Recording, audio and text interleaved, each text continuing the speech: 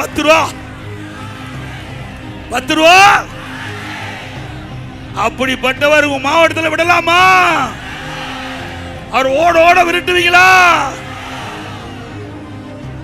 அவரை மட்டும் தப்பி தவறி நீங்க விட்டுட்டீங்க, கோவை மாவட்டம் மம்போடு போயிடும். நான் ஏற்கனவே அங்க பேசும்போதே சொன்னேன், இந்த கொரோனா காலம் உங்களுக்கு நல்லா தெரியும். கொரோனா வைரஸ் பாதிக்கப்பட்டா உயிருக்கே ஆபத்து ஏற்பட்டுரும். அப்போ அது கூட நம்முடைய பாரத பிரதமர் நரேந்திர மோடிகள் மருந்து கண்டுபிடிச்சு குணப்படுத்துறதுக்கு செஞ்சார்.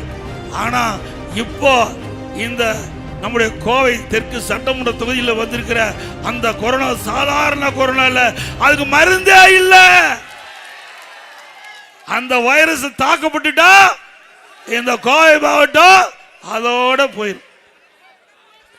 ஏன்னா கரூர்ல முடிச்சு கட்டிட்டாரு. கரூர்ல இப்ப எங்க வந்துட்டாரு? உங்க மாவட்டத்துக்கு வந்துட்டார், கோயம்புத்தூர் மாவட்டம் வந்துட்டார்.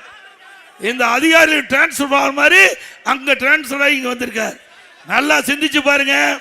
நல்ல மனிதராக இருந்தால் ஒரு சட்டமன்ற உறுப்பினர், ஒரு அமைச்சராக இருந்தவர் தன்னுடைய சொந்த தொகுதி விட்டுட்டு வெளியே வருவாங்களா? நான் இப்ப 11வது முறையா எடப்பாடியில் நிக்கிறேன், 11வது முறையா நிக்கிறேன். ஆரம்பிச்சார் தொண்டாமுத்தூர்ல ஆரம்பிச்சார் வேலுமணி நிக்கிறாரு.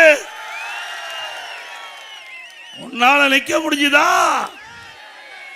அங்க ஓட ஓட விரட்டி இங்க கோவை தெற்கு சட்டமன்ற தொகுதிக்கு வந்து நிக்கிறாரு. நல்லா சிந்திச்சு பாருங்க.